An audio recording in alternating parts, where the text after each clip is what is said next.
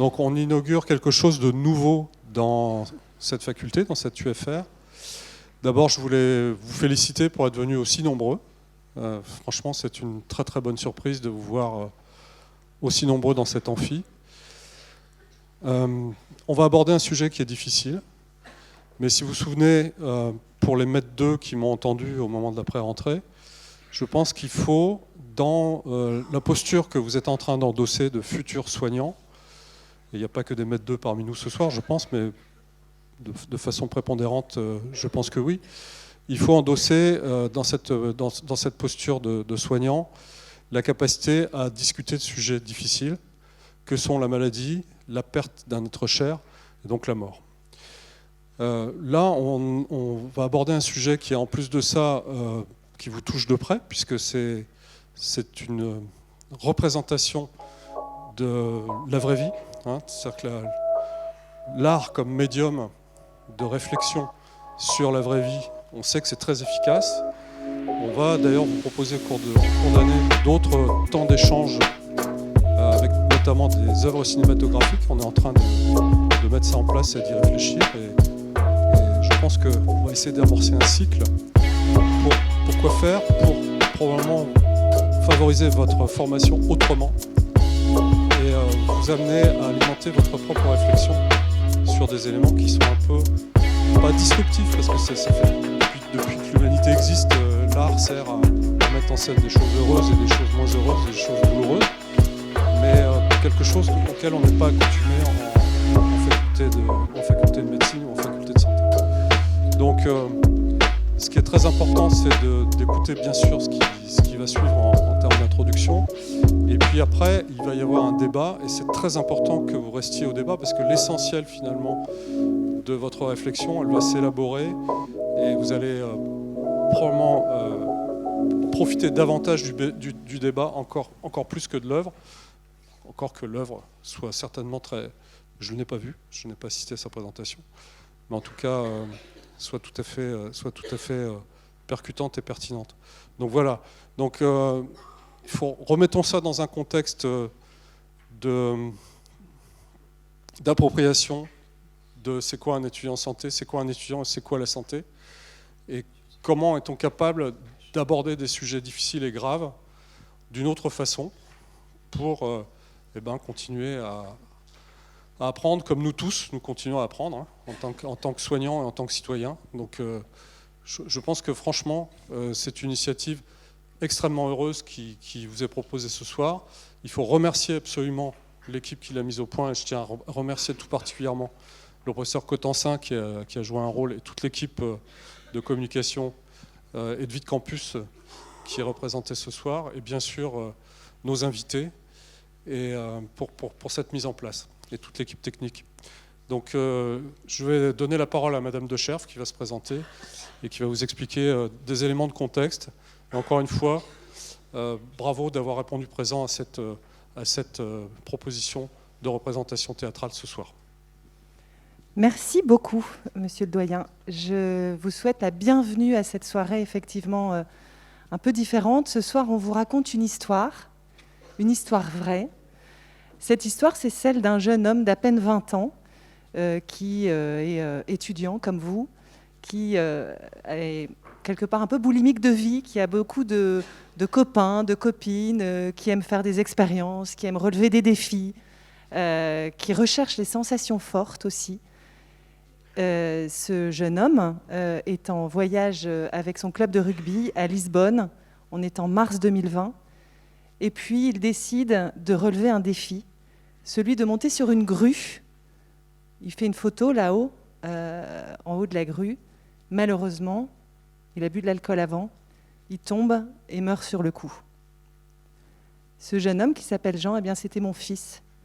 Et donc, je vous laisse découvrir son histoire avec donc Simon et Mathis au piano. Simon, le comédien, et Mathis au piano. Je vous laisse découvrir cette histoire de Jean.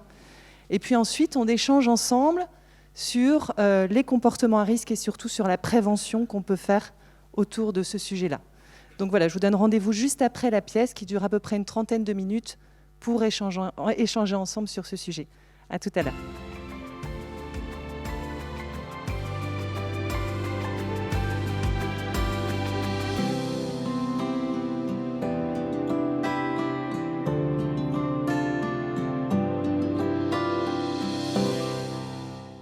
Alors, peut-être, je vais définir rapidement ce qu'on entend par nous, en tout cas, avec cette démarche de l'association Un instant, une vie, qui est l'association qui porte le projet. Vous avez peut-être vu sur l'affiche le nom de cette association Un instant, une vie, qui porte le projet de prévention des comportements à risque chez les jeunes de 16 à 25 ans. Eh bien, notre intention, c'est donc de sensibiliser les jeunes aux risques, aux dangers des comportements à risque. Alors, qu'est-ce que c'est pour nous un comportement à risque ? C'est un comportement pour lequel vous ne pouvez pas anticiper ou vous n'avez pas suffisamment anticipé les conséquences.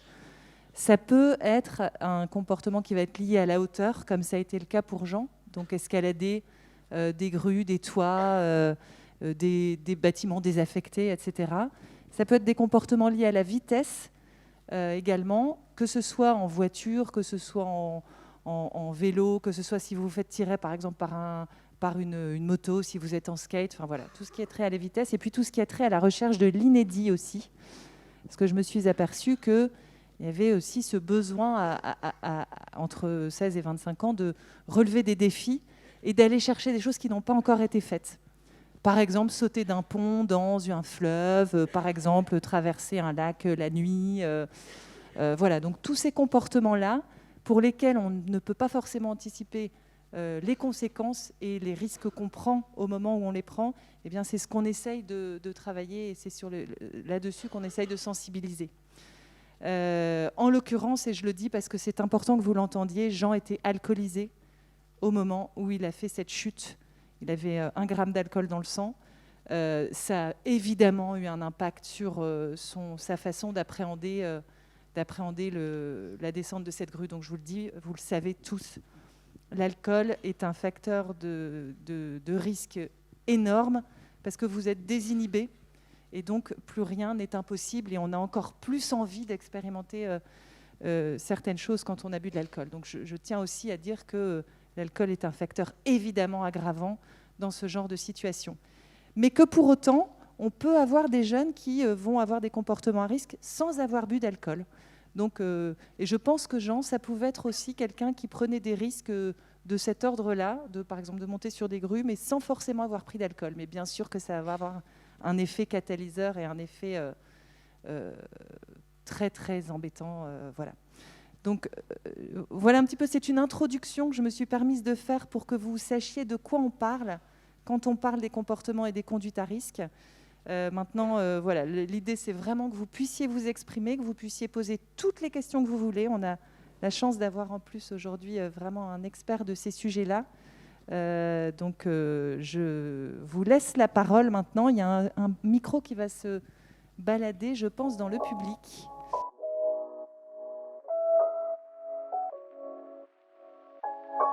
Alors le théâtre, d'abord parce que j'étais moi-même comédienne amateur depuis pas mal d'années et que je trouvais que c'était un bon moyen. Alors pourquoi c'est un bon moyen ? Parce qu'on peut raconter une histoire et vous faire vivre une expérience forte. C'est un phénomène de catharsis en fait. Donc vous avez vécu, vous là, une expérience forte avec cette montée de la grue que vous avez vécue par procuration et que donc cette expérience forte et cette émotion qui est très forte va s'inscrire dans votre mémoire, je l'espère. Et si un jour, il y avait ce type de situation qui se présentait dans votre vraie vie, dans la vraie vie, je pense que vous seriez en capacité, parce que vous avez déjà vécu la situation par catharsis, vous seriez en capacité de mettre un stop plus facilement dans la vraie vie. Donc ça, c'est vraiment quelque chose qui est très intéressant avec le théâtre, c'est qu'on vous fait vivre une expérience, en fait. Presque réel quelque part. Donc ça, c'est le premier point. Deuxième point, c'est que quand j'en ai parlé avec Jackie, qui est ici, on ne savait pas trop comment on allait... moi, je savais que je voulais faire de la prévention et je savais que j'avais un rôle à jouer dans ce domaine-là, une responsabilité sans doute avec le décès de mon fils. Et en fait, on en a pas mal discuté ensemble et au départ, ça aurait pu être une sorte de conférence ou voilà, mais très vite, en fait, on s'est dit que le théâtre, c'était un bon moyen de raconter une histoire. Et puis d'amener aussi le théâtre. Enfin, moi, j'adore le théâtre. Et donc, c'était aussi un peu par plaisir aussi personnel, voilà, qu'on s'est orienté sur cet art-là pour vous raconter une histoire, pour vous raconter cette histoire.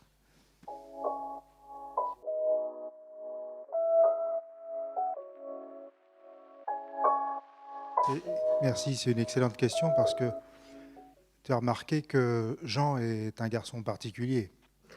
Il aime l'adrénaline. Il vit déjà à 100 à l'heure et comme Hélène vient de le rappeler, il aurait pu le faire sans alcool. Ma mère, elle me disait souvent que je faisais tout très vite. Et peut-être même trop vite. Je fais du vélo très vite, je skie toujours très vite, j'apprends tout très vite. À l'école primaire, déjà, mon instinct m'avait surnommé Chronos, tellement j'apprends tout super vite. Et comme j'apprends vite, je saute une classe, je m'ennuie, donc j'en saute une deuxième, super! À quoi ça sert d'être précoce en moyenne section, franchement? À aller encore plus vite, vivre vite. Est-ce que je savais inconsciemment que ma vie serait si brève?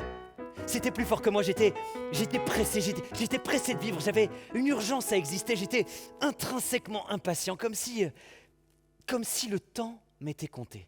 Et l'alcool est désinhibant. Alors le groupe est désinhibant aussi. Le phénomène de groupe, et on l'a encore vu il n'y a pas si longtemps dans un stade, il y a quelques jours, le phénomène de groupe peut vite devenir une catastrophe et on se laisse entraîner par le groupe. La question va se poser sur plusieurs plans. Sur le plan déjà de ta propre honorabilité, sur la question de ta propre affirmation de soi. Au-delà de l'affirmation de soi, je vais développer l'assertivité, et puis ensuite sur la bienveillance dans le groupe auquel tu appartiens. Alors, le phénomène de groupe, il existe chez les mammifères comme chez les êtres humains. C'est le mouton de Panurge, hein, on part dans un sens, et je me souviendrai toujours d'une image que je donne souvent à mes patients. C'est plein de moutons blancs qui vont dans la falaise, qui se jettent de la falaise, mouton de Panurge. Et il y a un mouton noir qui va dans l'autre sens, qui fait « pardon, excusez-moi, pardon ». Donc ça, c'est très difficile de cultiver sa différence. Et pourquoi c'est difficile de la cultiver? Parce que dans l'adolescence et la juste post-adolescence, vous commencez à vraiment en sortir, car vous commencez à cultiver votre différence. Alors que quand on est adolescent, on a une estime de soi qui est extrêmement faible, et parce que le corps change, parce que l'esprit change, parce que les hormones sont là, parce que la vie de groupe est là. Et si l'intégration se faisait assez simplement quand on était petit, prépubère, quand on est adolescent, c'est très difficile et on a besoin de trouver un miroir qui nous fasse du bien, les pairs, P-A-I-R-S. Et si tu as des plus petits frères ou des plus petites sœurs, va les chercher à l'école, au collège, ils se ressemblent tous. Ce qui est d'ailleurs ennuyeux pour un parent pour aller les chercher. Donc un secret, tu bouges pas, il finira bien par venir. Mais commence pas à t'aborder. Hein, moi à l'époque c'était toute la même mèche comme ça, hein, le même sac et les mêmes pompes. Hein, donc, pourquoi? Parce que tu te reconnais dans l'autre et le groupe est fondamental, c'est ton miroir et ça te permet de supporter l'insupportable. C'est quoi l'insupportable? C'est ce corps qui change. Ce sont toutes ces questions existentielles qui arrivent à cet âge-là et qui font que tu vas être en difficulté. Alors, par chance, les phénomènes de groupe chez les très jeunes adolescents sont encore assez canalisés par un système éducatif et parental qui est encore présent. Mais quand on arrive en faculté, le phénomène de groupe, il se heurte à nouveau, l'individu se heurte à nouveau à son intégration dans le groupe. Et pour s'intégrer, faut faire comme les autres. Alors des fois, on a la chance d'appartenir à un groupe de sportifs qui boivent de l'eau, qui font du sport, qui sont beaux, qui font ça. Puis des fois, on peut être comme moi, moins sportif. Hein, donc le groupe va te mettre au défi d'intégrer le groupe. Et alors, quels sont les défis qui sont à la mesure de l'étudiant basique? Eh bien, dans la fête, c'est tenir l'alcool, fumer, faire des défis quelconques au cours de la soirée. Et le phénomène bizutage a été dénoncé depuis une quinzaine d'années à cause de cela, parce qu'il entraîne des personnes peu assertives, donc qui n'ont pas beaucoup de force d'esprit, de capacité à cultiver leurs différences pour se sortir du groupe. Alors, l'affirmation de soi, ce n'est pas l'assertivité. L'affirmation de soi, c'est cultiver sa différence. Et c'est en devenir chez l'adolescent, le vieil adolescent, pas le post-adolescent, le jeune adulte. Au contraire, on voit qu'il commence à sortir de l'adolescence parce qu'il cultive sa différence. Il commence à s'habiller différemment, il n'est plus victime de la mode. Alors entre nous, c'est surtout les vendeurs qui sont victimes des modes des adolescents, parce que ce sont eux qui imposent d'un seul coup que tel type de chaussure devient à la mode. Mais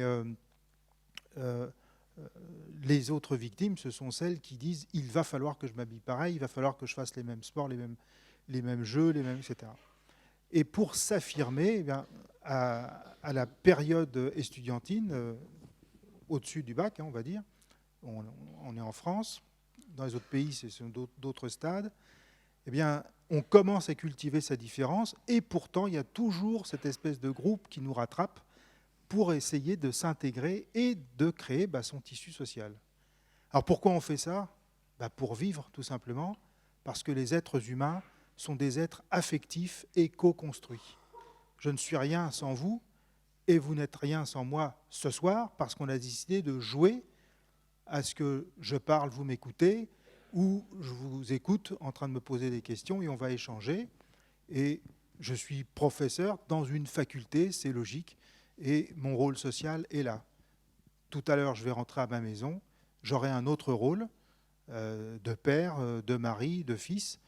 Ça dépendra de mon interlocuteur et du rôle social dans lequel je vais être, mais je vais garder cette interaction permanente. Alors, comment mettre des limites à certains excès quand on sent qu'on va être exclu si on ne fait pas ce que le groupe exige? Là, en ce moment, c'est un peu à la mode de ne pas céder aux injonctions du groupe, de savoir cultiver sa différence sans pour autant s'exclure. C'est ça qui va être difficile. La bienveillance, ça peut se partager, ça peut se cadrer. Moi, je pense, par exemple, pour avoir organisé des soirées quand j'avais votre âge, qu'il est assez important de garder une éthique dans l'organisation de cette soirée, de protéger contre soi certains qui vont trop boire, au même titre que de savoir garder un groupe d'amis pour ranger la salle qu'on a louée ou qu'on nous a prêtée, pour ne pas la rendre détruite. C'est une éthique personnelle, une responsabilité qu'on a vis-à-vis de ceux qui nous ont prêté des locaux, pour qu'on puisse avoir du plaisir et de l'amusement et cultiver notre différence. Ou alors, c'est sublimer. Sublimer, c'est mettre dans la réalité le plaisir de partager ensemble alors des activités plus valorisées sur le plan social, que ça va de l'aide humanitaire au sport, à quelque chose pour une association, des choses comme ça. Mais il ne faut pas oublier l'amusement, mais dans l'amusement, il y a aussi le respect de l'autre. La place de l'autre, elle est fondamentale aussi dans le groupe, et savoir se respecter et se faire respecter. Et parfois, on est très timide et on n'ose pas dire non, ou alors on est très clivé, on pense que si on dit non, on s'exclut. L'expérience nous montre que dire non, ce n'est pas forcément s'exclure. Et donc, je suis très heureux que tu aies parlé du phénomène de groupe, parce que le groupe, ça ne doit plus être un groupe, mais une réunion d'individus qui vont partager ensemble et montrer que leurs différences peuvent être communes parce que vous avez une appartenance professionnelle, vous êtes étudiant en médecine, et que ça, on ne va pas le faire. Et les plus assertifs doivent protéger les moins assertifs. Tu vois, ça répond un peu ?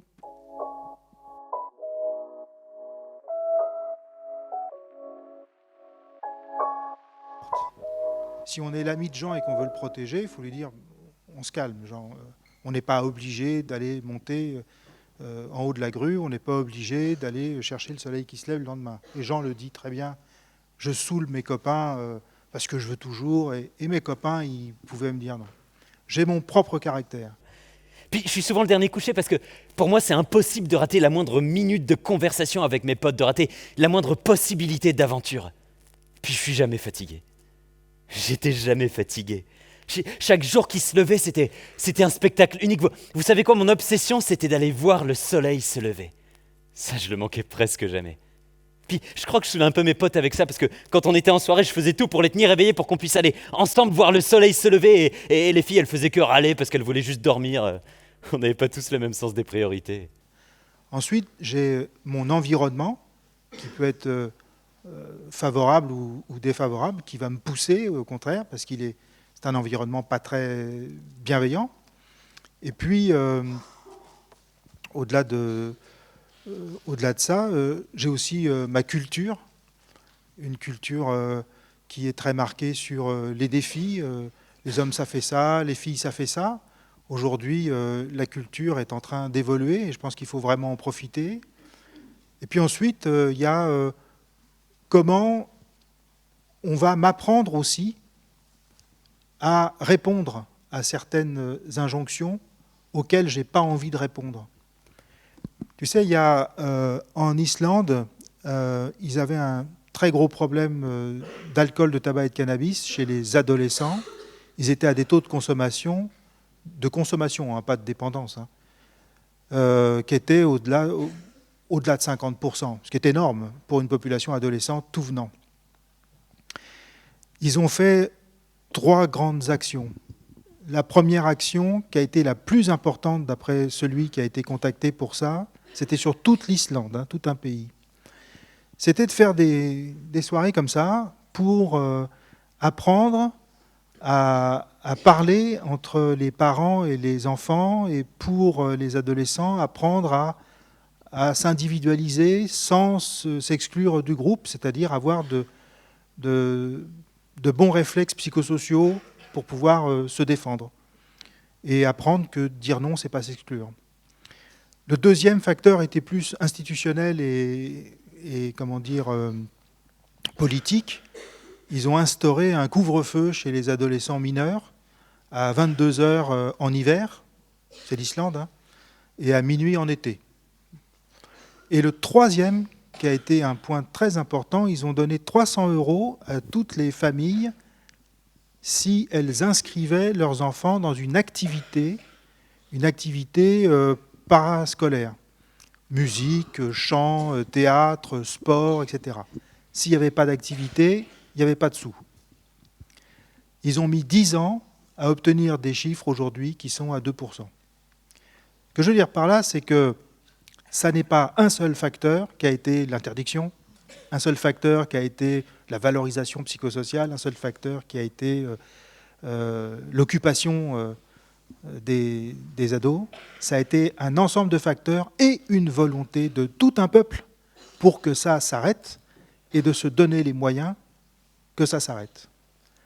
Alors si ça répond, pour répondre, il y a des personnes qui ont des vulnérabilités et d'autres qui ont des forces. Si ces gens s'unissent, ils peuvent, dans le même groupe, ils peuvent se contrôler et s'aider.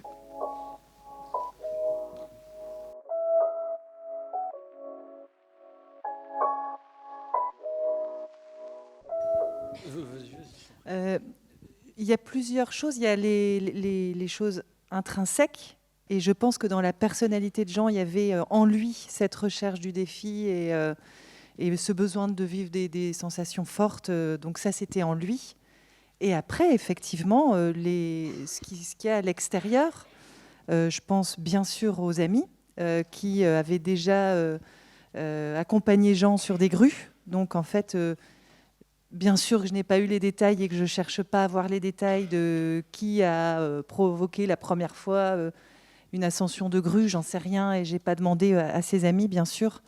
Mais il y a aussi des phénomènes extérieurs à soi, tu vois. Donc ça peut être la bande de copains, Je sais que Jean était plutôt meneur dans les défis, mais il n'était pas tout seul. Donc il y a peut-être eu effectivement des personnes qui ont influencé ces comportements. Et puis j'ai aussi envie de parler de la société de manière générale, même si Jean n'était pas un adepte incroyable des réseaux sociaux, ce n'était pas forcément son truc.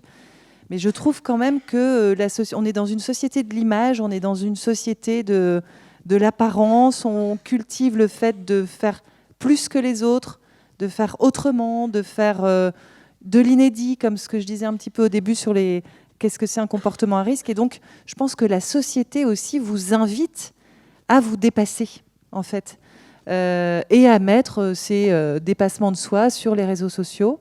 Et on valorise beaucoup ça, en fait, aujourd'hui, par l'image. Donc, je dirais qu'il y a plusieurs facteurs, tu vois, des facteurs personnels. Effectivement, c'était un jeune qui avait besoin de vivre des choses fortes, mais aussi des facteurs extérieurs. Et c'est la combinaison de tout ça, je pense, qui a donné lieu à cet accident. Et du coup, oui, je m'identifie à la pièce et à ce qu'on joue, mais je pense, sûrement comme certains d'entre vous aussi, pas sur toute la ligne, mais sur certains éléments du personnage. Et ensuite,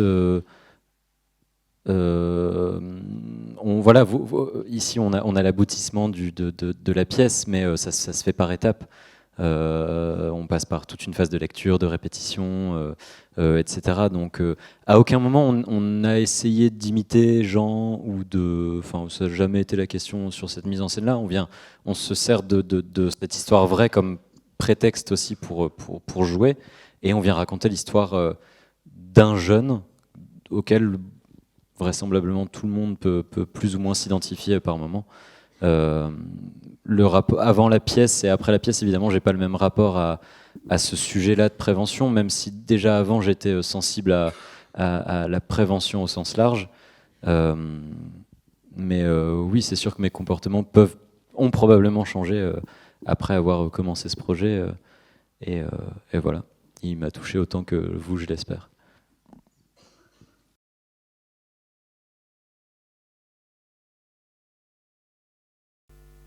J'ai souvent entendu cette expression réussir sa vie. Ça veut dire quoi, réussir ? Je pense que réussir sa vie, c'est se sentir bien à l'endroit où on est. Que ce soit dans son activité professionnelle, que ce soit dans sa place au sein d'une famille ou d'un groupe d'amis, etc. Je pense que quand on se sent bien là où on est, je pense que c'est peut-être un indicateur de réussite, quoi. Tu vois ? Pas évident. Mais... Juste rajouter quelque chose dans le contexte de la pièce. C'est le réussir sa vie, il résonne étrangement, finalement, par rapport à la destinée de Jean. Ça devient presque anecdotique. C'est pour ça qu'il se dit dans le texte, non, réussir sa vie, est-ce que ce ne serait pas d'abord réussir à la préserver et à rester vivant ? À partir de ce moment-là, on peut commencer effectivement à rêver, à s'épanouir, à se projeter. Quand on est mort, point. Donc la première peut-être réussite, c'est de prendre soin de soi. Est-ce qu'il faut en arriver là où je suis maintenant pour se poser cette question ? Ça veut dire quoi, réussir ? J'étais un compétiteur dans l'âme, moi. J'aimais me battre, j'aimais gagner, j'aimais les défis. Et si réussir sa vie, c'était la vivre à fond, ouais, mais surtout la préserver. Et si réussir sa vie, c'était d'abord tout faire pour rester vivant et aimer. Et profiter du temps qui nous est donné pour partir en quête du bonheur, pour essayer d'être heureux, c'est le moins qu'on puisse faire, non ?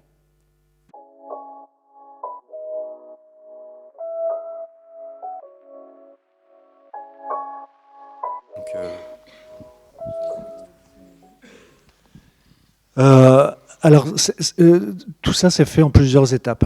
Quand Hélène m'a appelé pour savoir si je voulais l'accompagner dans ce projet, elle avait déjà commencé à écrire, en fait.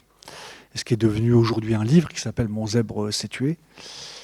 Et donc, elle écrivait, elle m'envoyait. Moi, je ne connaissais pas du tout Jean, hein, donc j'ai découvert son histoire au fur et à mesure de ce qu'elle écrivait et de ce que je pouvais lire. Et puis à la fin, quand on avait lu tout ça, il a fallu faire un tri. J'aime pas ce mot, je déteste ce mot. Mais en tout cas, on savait très bien que si on voulait quelque chose de percutant, il fallait que ce livre devienne, on puisse en tirer l'essence pour en faire quelque chose qui durerait 30-35 minutes. Donc, on s'est penché là-dessus, on a dit ça oui, ça on peut pas. Est-ce que Jean aurait dit ça de cette manière-là, toujours sous la validation d'Hélène? Oui, non, ça il aurait pas dit ça comme ça. Ok, on corrige. On a essayé finalement de mettre les mots dans sa bouche, les mots qu'il aurait pu avoir ou prononcer, et pour que au final ces 35 minutes là de monologue lui ressemblent. En tout cas le plus proche de ce qu'il était. Tu me corriges hein, si je dis des bêtises. Hein. Voilà. Et puis après, se pose pas la question de savoir si on était dans l'imitation de Jean ou pas. C'est l'histoire de Jean. La seule chose dont on était sûr, c'est qu'à un moment donné, tu posais la question de savoir pourquoi c'est Jean qui parle. On s'est posé la question au départ. Est-ce qu'Hélène, tu sentirais et puis on n'avait pas de réponse à cette question. Et puis à un moment donné, c'est devenu comme une évidence. Parce que pour avoir écrit ou improvisé d'autres spectacles de prévention, je sais que quand on est dans la dérision ou un petit peu, si on fait un pas de côté, etc. Parfois ça ne marche pas. En tout cas, moi on était persuadé qu'il fallait un uppercut. Et l'uppercut, c'était Jean sur scène, il est mort, il raconte sa vie. Ça s'est passé comme ça. On triche pas parce que ça arrive aujourd'hui, ça arrive tous les jours. Et puis voilà, avec ça, après, qu'est-ce qu'on en fait? Voilà, je ne sais pas si ça répond à ta question. Et on a pris la liberté, effectivement, de faire parler Jean. C'est vrai que ça, je ne l'ai pas demandé, évidemment, mais j'ai pris cette liberté-là de le faire parler. On l'a pris ensemble. Et je pense que c'est assez conforme à ce qu'il était. Alors, il ne se ressemble pas du tout physiquement, parce que Jean était très grand, brun aux yeux noirs, donc pas du tout, il ne se ressemble pas du tout. En revanche, il y a plusieurs de ses très bons amis, même beaucoup de ses très bons amis qui ont vu la pièce et qui ont dit « c'est incroyable, on a l'impression de voir Jean ». Alors qu'il ne se ressemble pas du tout. Donc je pense qu'on a réussi, par des petits mots, par une tournure de phrase, par une tournure d'esprit surtout, de faire qu'on a l'impression de le voir, quoi, quelque part. Tu vois, cette scène du bras de fer, par exemple, c'est arrivé des dizaines et des dizaines de fois qu'il fasse des bras de fer avec ses copains et on a l'impression un peu de le retrouver, quoi. Donc c'est cette liberté-là que moi j'ai prise de parler à sa place. Voilà.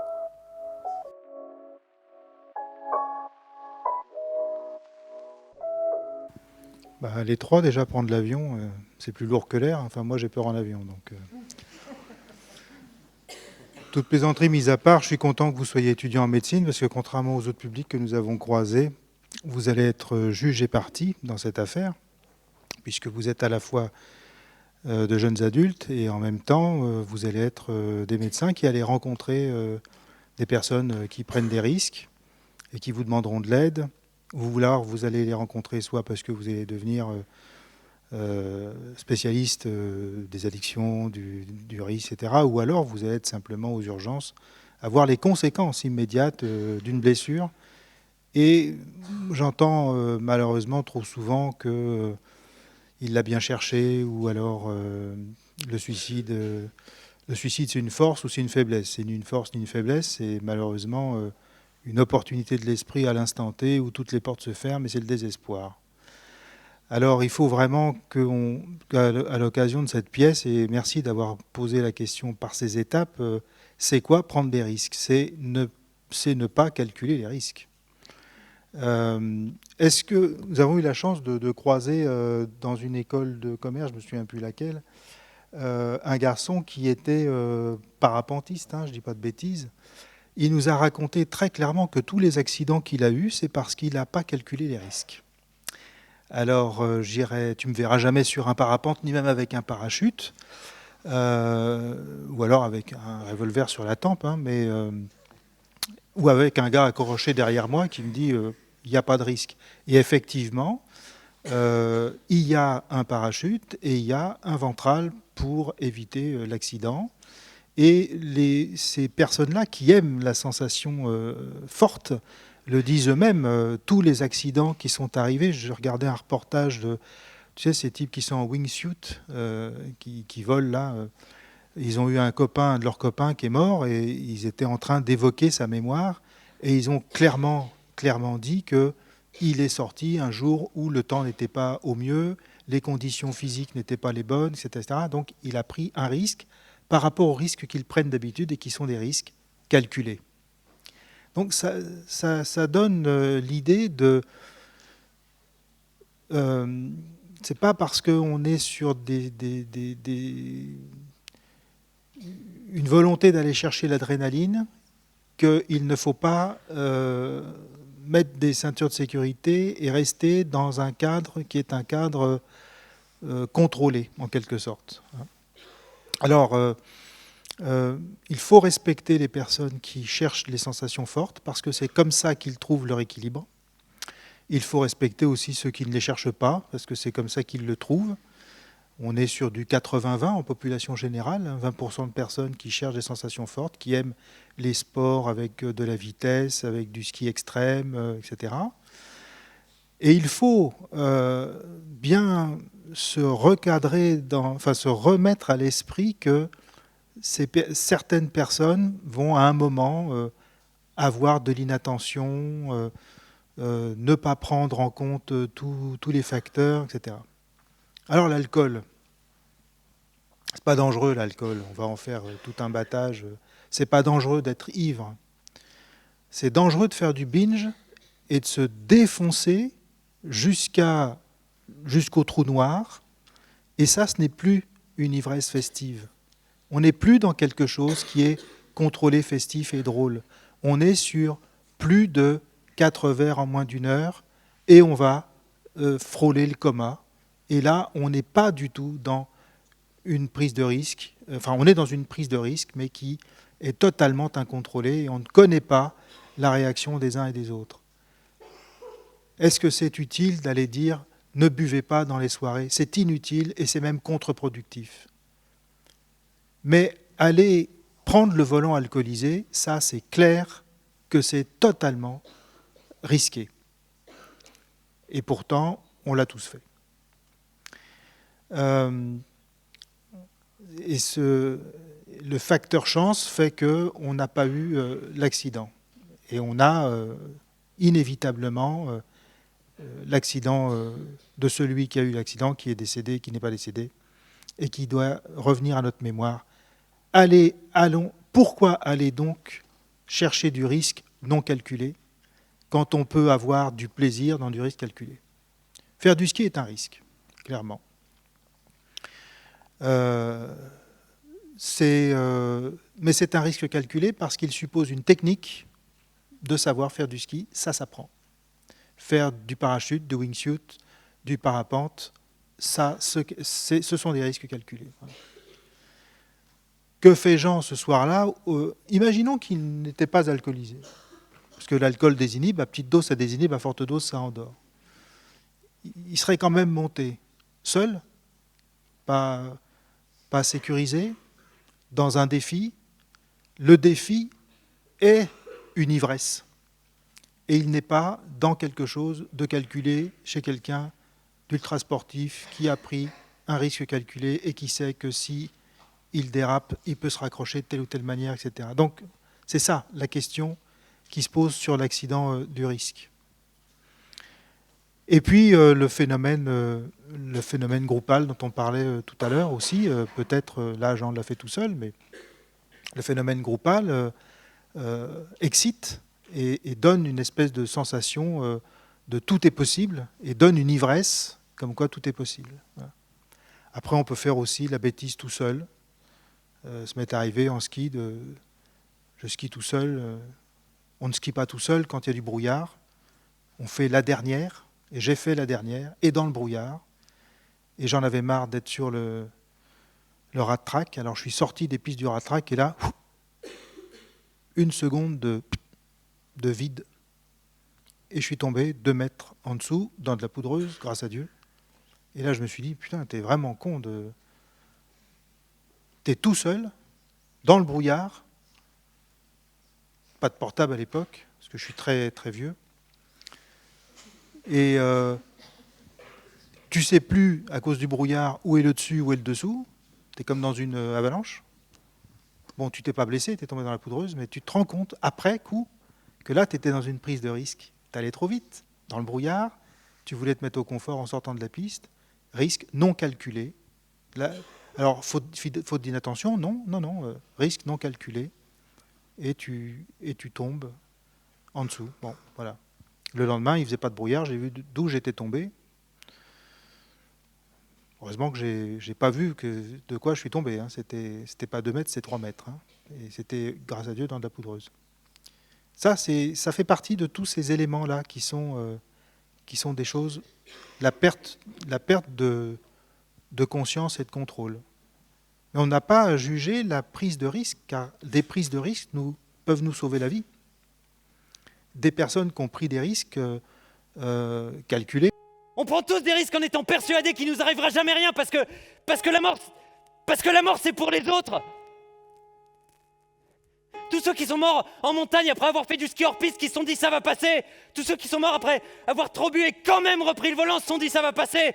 Tous ceux qui sont morts après avoir escaladé des immeubles sans filet de sécurité se sont dit ça va passer. Moi aussi, là où j'étais, je me suis dit c'est bon, ça va, je gère. Là où je suis maintenant, c'est rempli de gamins comme moi qui se sont dit ça va passer. Et la vitesse, l'alcool, les stupéfiants, rouler sans casque, partir nager seul, tirer des feux d'artifice dans son jardin, se faire exploser la main, envoyer des SMS au volant, prendre des putains de selfies dans des endroits improbables, tout ça pour avoir 10 likes sur Instagram.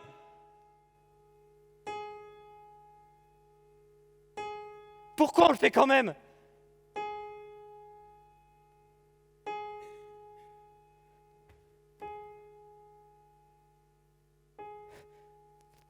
Pourquoi on le fait quand même ? Ont été des moteurs dans la société et nous ont permis de faire des évolutions majeures en sciences, en médecine, en chirurgie, en physique. Thomas Pesquet, moi j'ai le vertige, il prend des risques hein, quand même, parce que c'est épais comme ça, hein, le truc dans lequel il est là-haut, là. Il était un petit météorite à la con. Il n'y a plus de Pesquet, hein, c'est fini, quoi.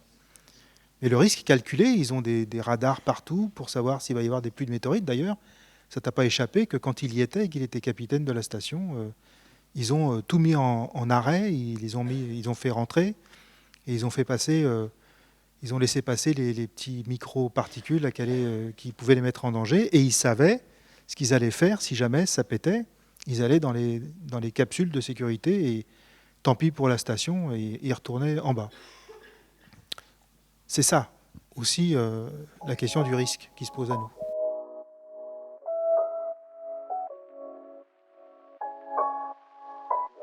On prend quand même la décision.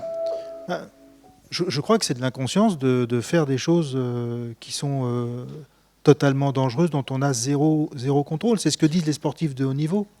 C'est ce que disent les riders, c'est ce que disent ceux qui descendent sur des pentes qui font du ski extrême. En fait, ils contrôlent énormément. D'ailleurs, quand ils tombent dans des avalanches, ils s'envolent parce que ils savaient qu'il y avait un risque, ils l'avaient calculé et ils l'ont mal évalué. Ça peut aussi confiner à la faute d'inattention. J'ai failli me cracher une bagnole il y a 2 jours. Heureusement, mon collègue Renaud m'a dit « Attention !» J'ai pilé tout de suite parce que en Angleterre, ils disent look once, look twice. Tu regardes une fois, tu regardes 2 fois. J'ai regardé une fois à gauche, il n'y avait personne. Je regarde à droite, je traverse.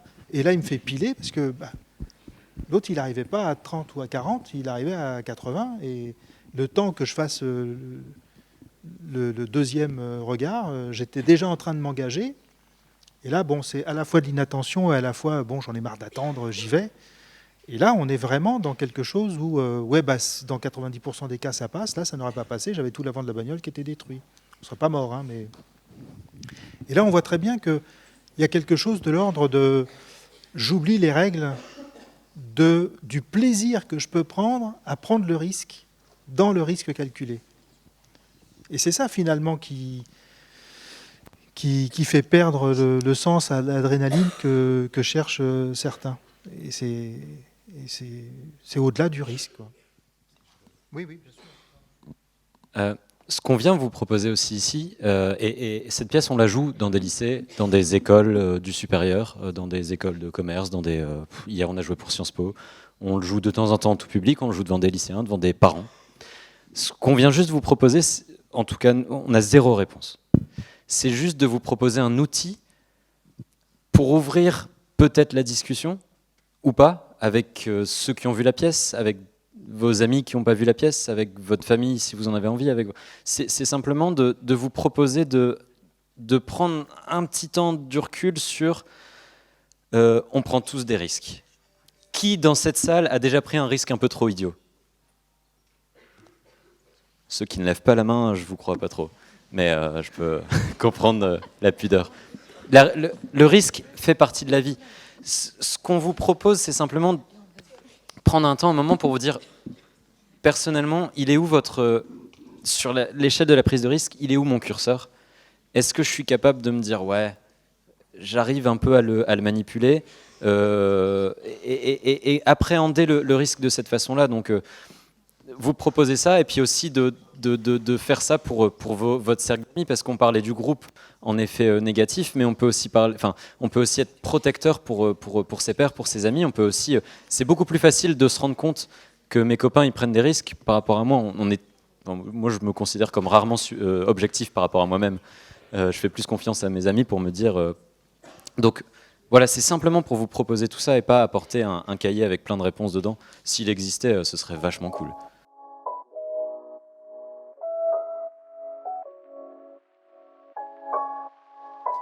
Un parcours de prévention, ça se construit avec plein d'étapes, et on n'a pas du tout la prétention que cette pièce soit la plus utile du monde et la seule étape utile.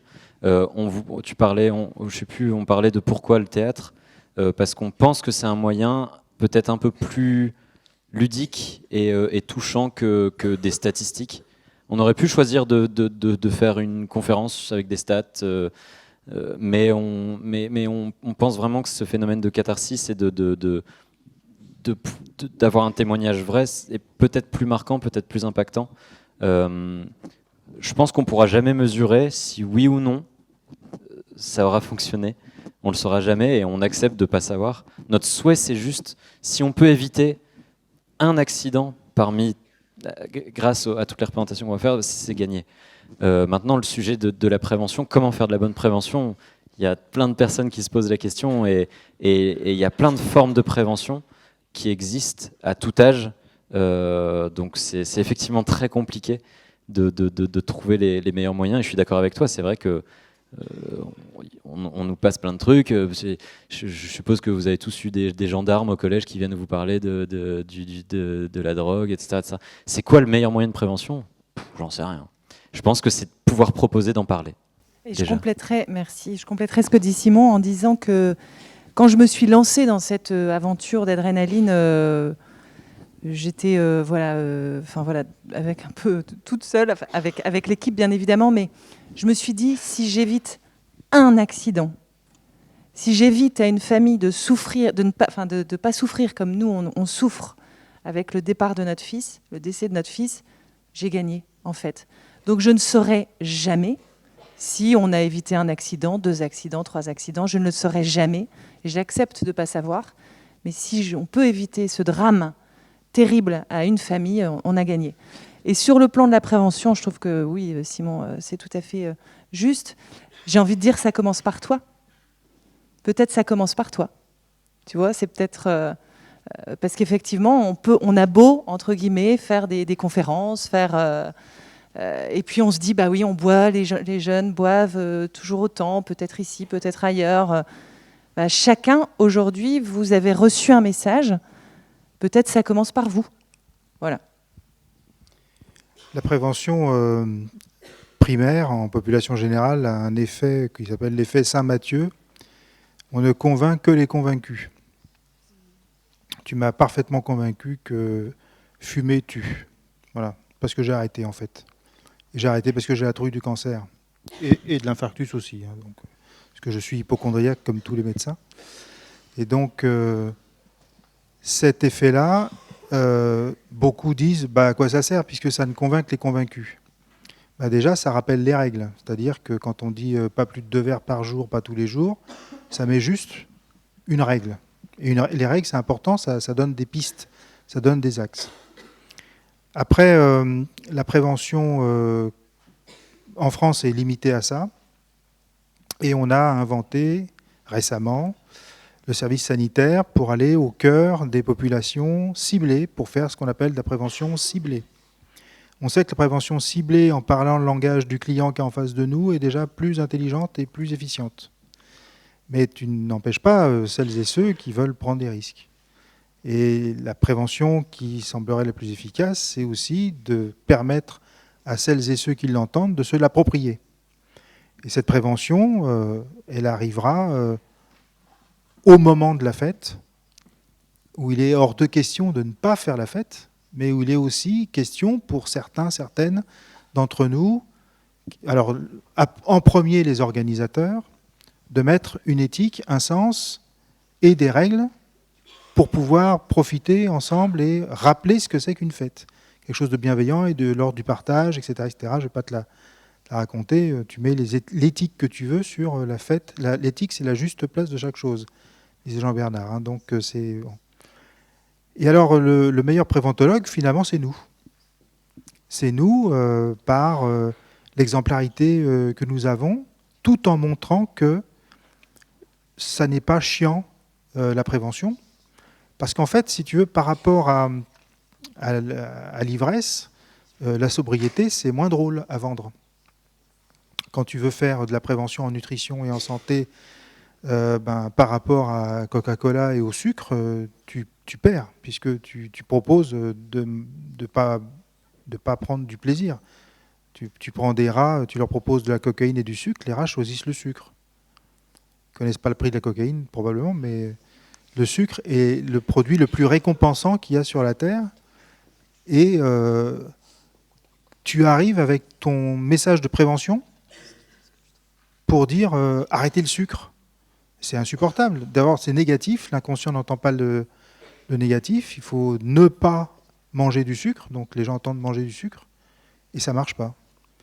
Alors, il y a des expériences de prévention qui sont remarquables. Je pense à l'expérience Fleur Belavanti, où on a éduqué les petits à manger différemment et à prendre du plaisir à manger différemment. Non seulement on leur a appris à manger mieux, ils ont mieux mangé, et en plus, il y a eu une rétroéducation sur les parents, à tel point que les gosses demandaient « mais pourquoi des frites tous les jours ?»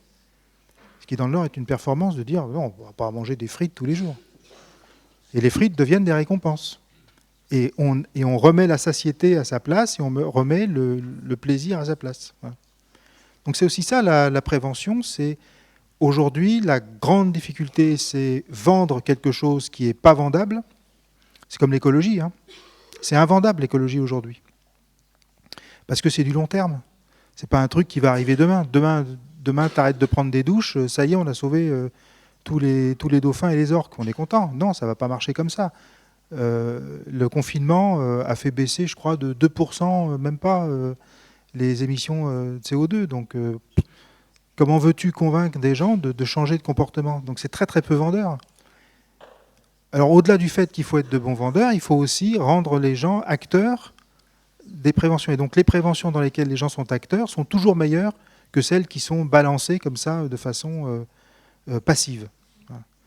Alors moi j'ai voulu participer quand Hélène m'a proposé de participer. Je me suis dit que c'était déjà une première étape d'aller vers des personnes concernées et d'avoir juste une réflexion sans juger en disant réfléchissez un peu à la prise de risque, à la prochaine fois que vous faites une fiesta, tiens, il y en a un qui est complètement pété, il est en PLS, qu'est-ce qu'on fait? Est-ce qu'on le laisse tout seul? On s'en occupe? Est-ce que ça ne rentre pas aussi dans le cadre de on est quand même solidaire, on est un groupe, et le côté positif du groupe dont on parlait tout à l'heure, le côté négatif, le côté positif du groupe, c'est aussi de ne pas le laisser de côté et de pouvoir veiller les uns sur les autres. Et ça fait partie des actions de prévention.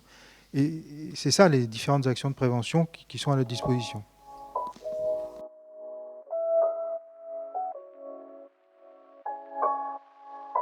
Ma mère, elle me disait souvent « Fais attention, Jean, fais attention !» Bah, Fais attention à quoi?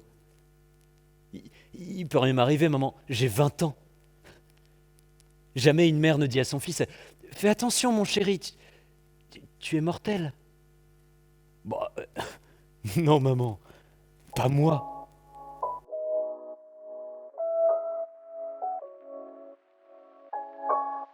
Alors, en fait, l'association, elle porte surtout la diffusion de la pièce. C'est-à-dire que j'ai créé l'association parce qu'il fallait une structure qui puisse diffuser cette pièce. J'avoue que pour le moment, cette association, donc l'objectif, c'est la prévention des comportements à risque chez les jeunes de 16 à 25 ans par le théâtre, par cette pièce de théâtre. Après, il y a eu 2-3 événements assez anecdotiques qui ont eu lieu, enfin anecdotiques. Courses, par exemple, si vous voulez organiser une course pour l'association, si vous avez envie de faire des projets, voilà, c'est tout à fait possible, on peut en parler ensemble. Mais l'association, elle a principalement pour objectif de promouvoir la pièce et de diffuser la pièce de théâtre. Et donc, comment ? Bah déjà, tu sais, diffuser la pièce, et moi j'ai une activité professionnelle en plus, donc je fais ça en plus. Donc déjà, tout ce qui est diffusion, promotion de cette pièce, d'assister au débat, etc., c'est déjà assez conséquent comme activité pour moi, et puis je pense aussi pour l'équipe. Donc pour le moment, c'est notre seul objectif, c'est celui-là. Moi, je me suis donné 3 ans de ma vie. Je me suis dit, pendant 3 ans, je me mets au service de cette cause-là parce que c'est important pour moi. J'ai vraiment eu le sentiment d'avoir une responsabilité, un rôle à jouer dans ce domaine. Donc, je mets entre parenthèses mon activité professionnelle pendant 3 ans. Je travaille encore un petit peu, mais moins. Et donc, voilà, pendant ces 3 ans, je me dédie vraiment à la prévention. Et si vous souhaitez nous suivre sur Instagram, sur Facebook, n'hésitez pas. Un instant, une vie, 1 en chiffres, instant, 1 en chiffres, vie, tout attaché. Merci beaucoup pour votre attention et puis belle vie à vous, surtout.